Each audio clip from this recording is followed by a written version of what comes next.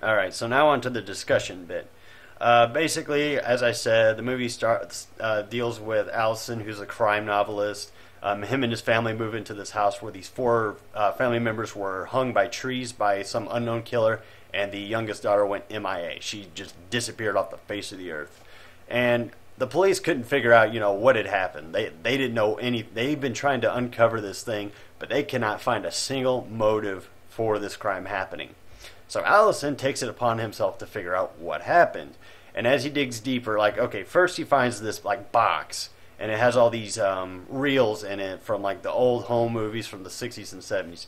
And he starts watching them. He's like, oh, you know what? Why not? Let's see what this is all about. And then he just sees all these gruesome deaths, like people drowning, people getting blown up, people just catching on fire, getting run over by a lawnmower, which I thought was the freakiest bit.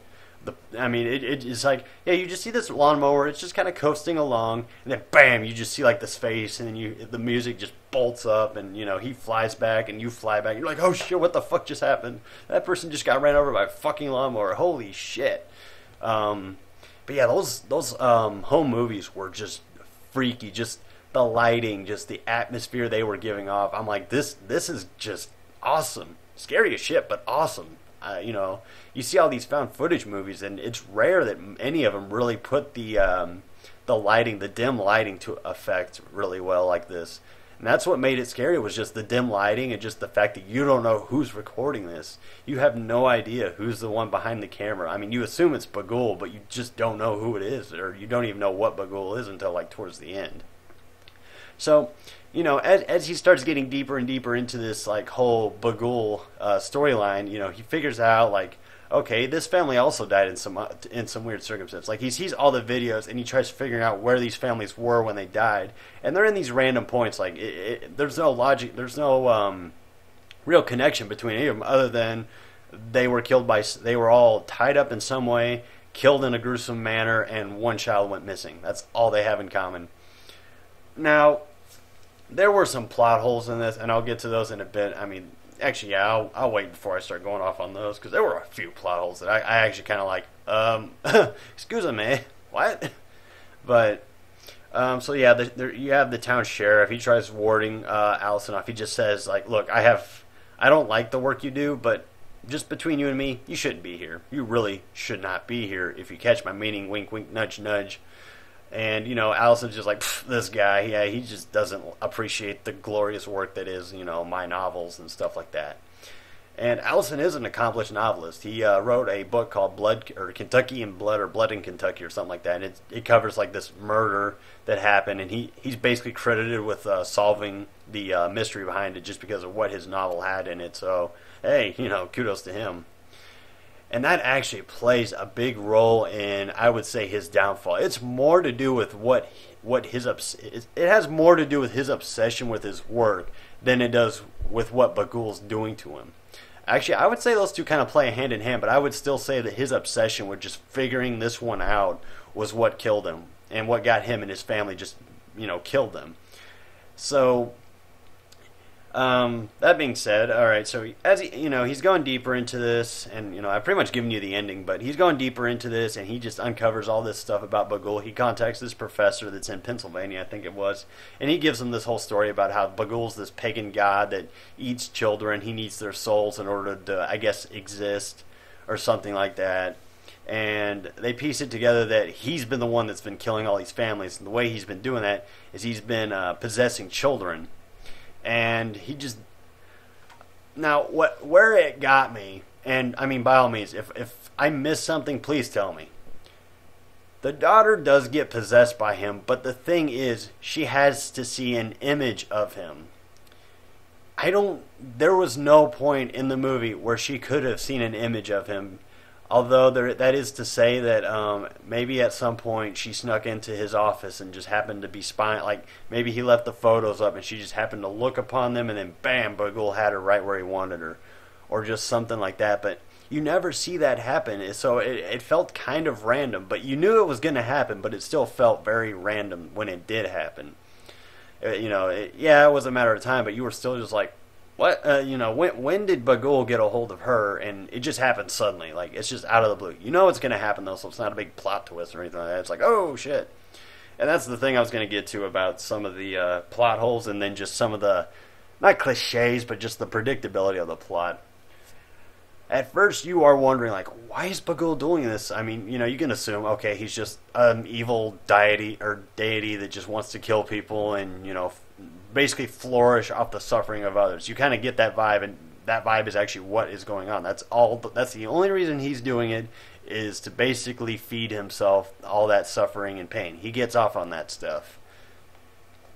And what really boggled me is this deputy's been calling Allison, and this is when Allison's just like, okay, fuck it, I've had enough. I'm grabbing my kids, I'm grabbing my wife, I'm getting the hell out of this stupid ass house. I can't deal with this shit. And and of course we all know that, yeah, that's not the end of it. They're not going to end the movie like that. If they did, I'd be fucking pissed. But what ends up happening is the professor he goes upstairs and he sees like this box. And it's the same box he saw in the beginning. And he had already destroyed it, like when they were at the old house. He just, he destroys it. He says, get the kids, we're getting the fuck out of here. And he sees the same box in his old house. And he's just like, what the fuck? I mean, he's got this, like, what the fuck face just staring at it. He walks up to it. He kicks it over. He smashes it around. And then he sees this one bag, this, like, little tiny bag that, like, you would mail maybe, like, a thumb drive in or something like that. And it says, like, extended cuts and stuff like that. So he contacts the professor. He starts putting it together. The professor tells him, like, what kind of what kind of film are you, or not film, what kind of novel are you trying to write? He's just kind of like, wait, what did you do? Okay, clearly you've done something wrong. And it really doesn't go any further with that. Like, you don't know if, okay, did he screw up by destroying it the first time? Or what happened? How is Bagul, well, actually, I would say he wasn't haunting the house. Yeah, I was going with that cliche. It's not the house that's haunted. It's you that's now haunted, because you went into the house. Bagul just happened to be sitting there. You went in. He jumped onto you. He's going to follow you until he fucking gets you. And, it does that with Insidious. So, again, borrowing shit from Insidious. However, doing it to a more effective and I would say a little more subtle manner. It doesn't, bluntly state that, oh, it's you that's haunted. It's not the house.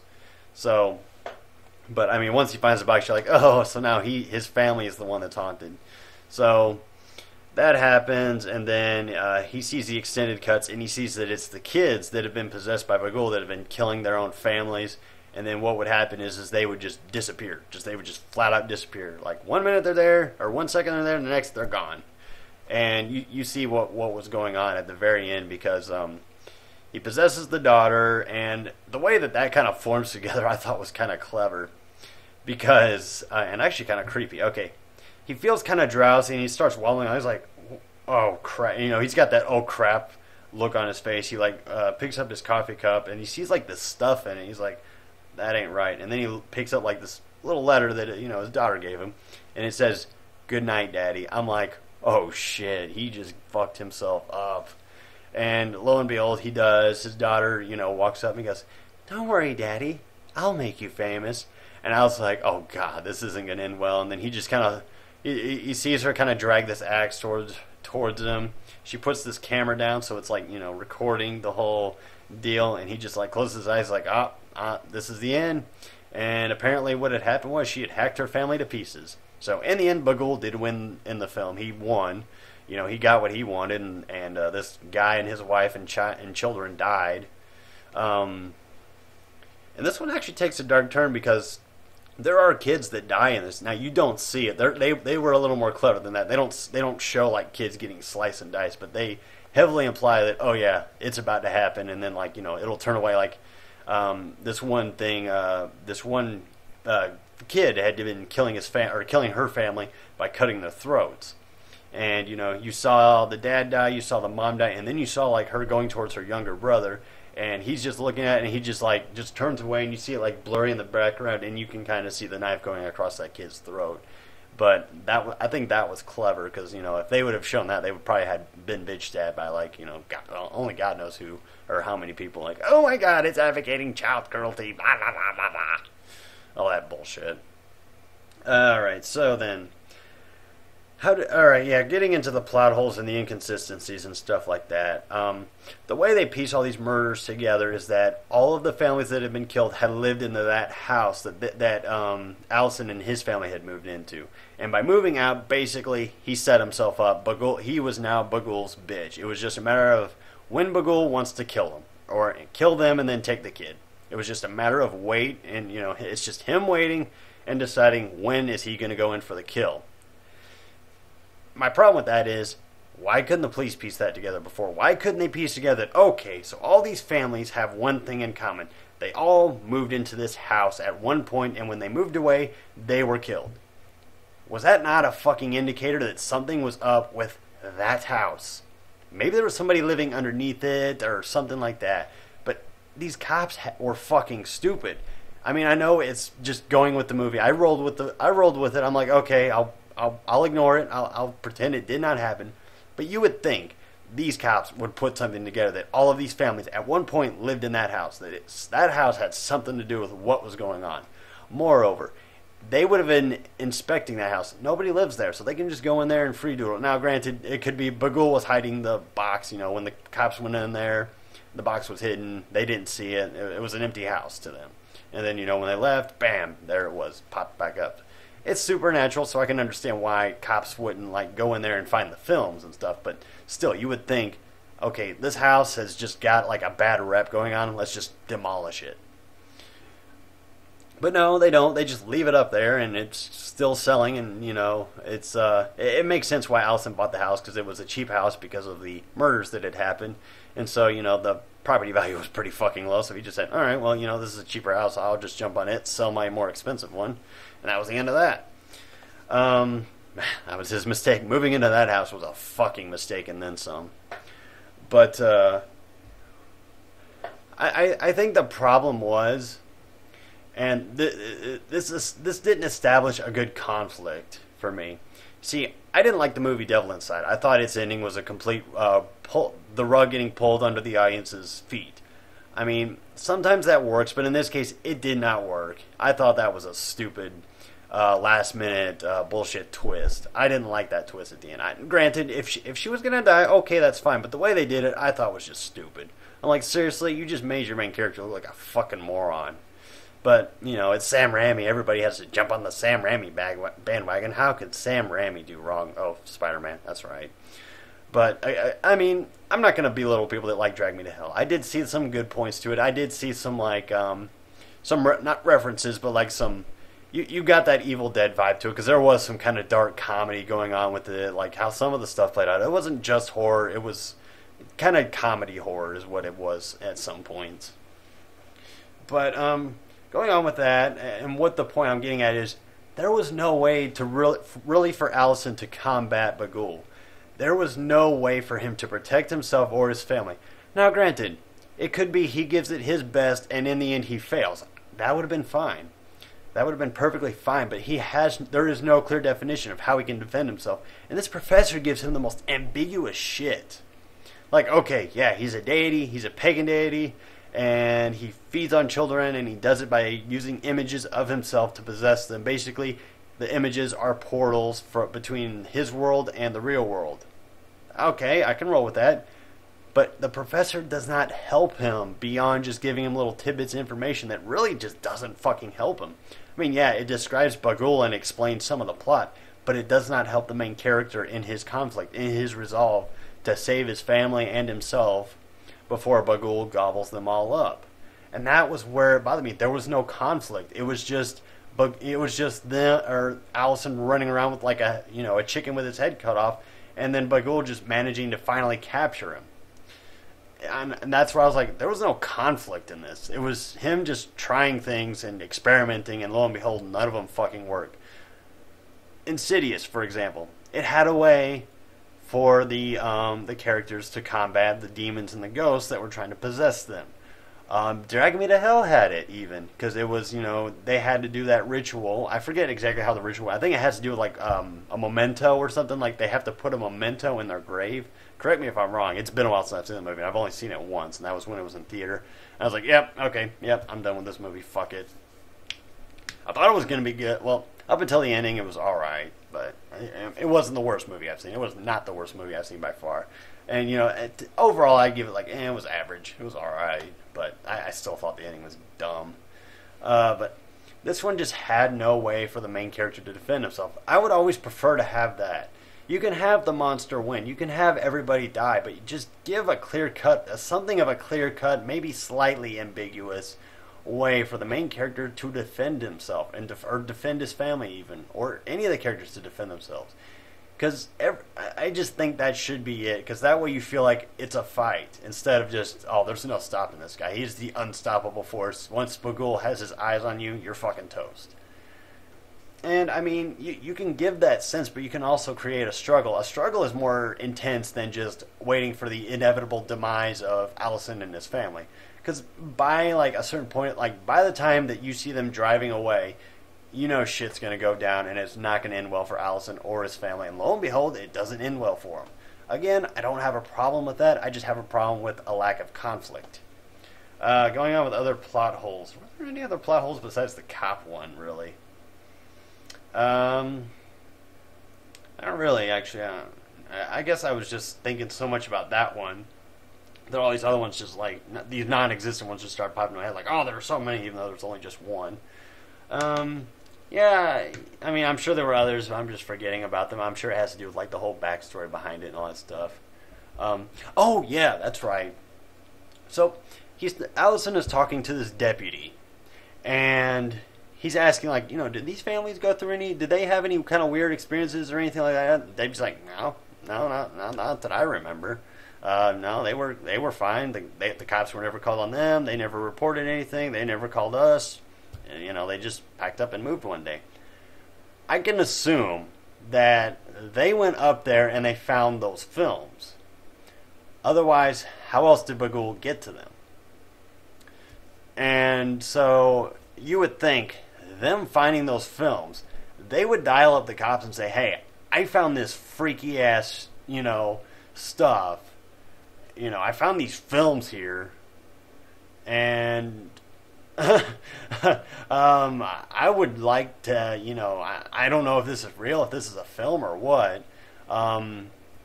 but, you move into a house and you find that stuff, what are you going to assume?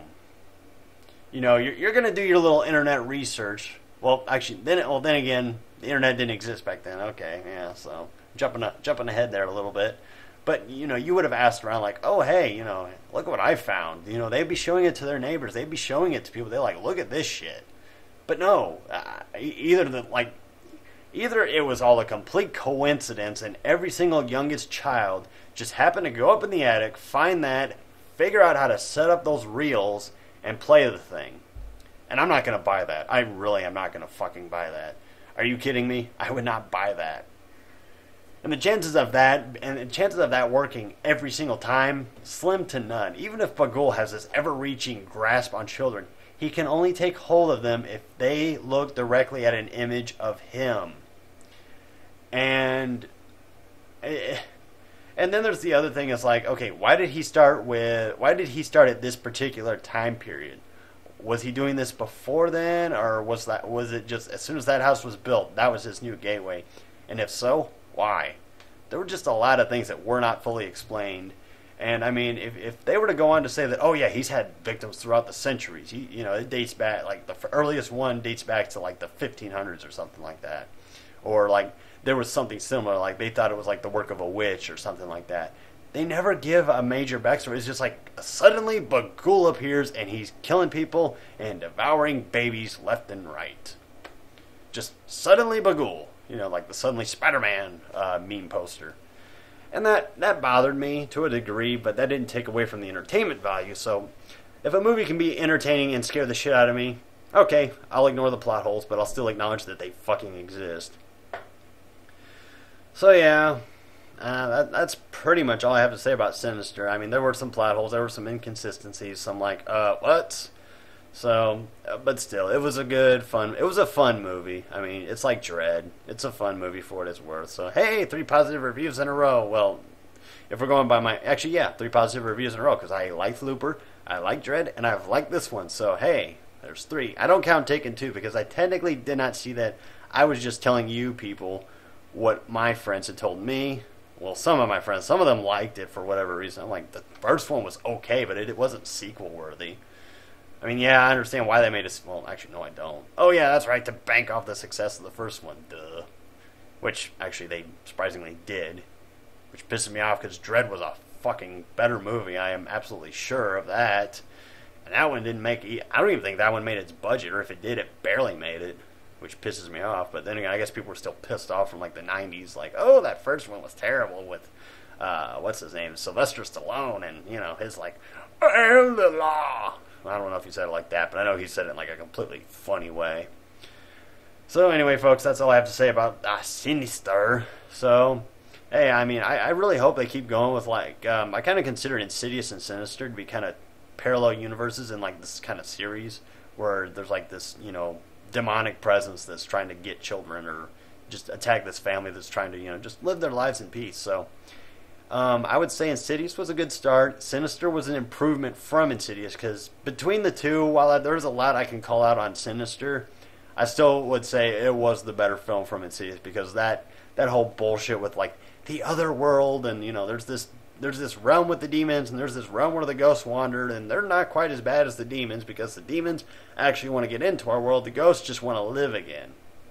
And it just went on with that. I'm like, oh my god, this is, wow, it's like fucking Freddy Krueger Dream Warriors. What the fuck? And, it, you know, it was just like, and out of left field comes the curveball. And basically, that's how I felt with that stupid thing. I'm like, oh my god, you just killed the momentum this movie was gaining. Why? Why would you do that? Oh, that's right, because you made Saw. I shouldn't expect less from the people that made Saw. God, what a horrible fucking series. First one was fine. Actually, the first three were fine. After that, though, it's like, oh my god, we've seen enough. It's just the same shit over and over. It's just different people. And in the end, they all fucking die anyway, so it completely defeated the concept of the whole fucking, if you value your life, you know, you'll make the right decisions and all this other shit. It doesn't matter because they all fucking die in the end anyways. Defeats the purpose of the movie. Anyway, folks, ignoring my rants, that's been it from me with Sinister, so see you all later.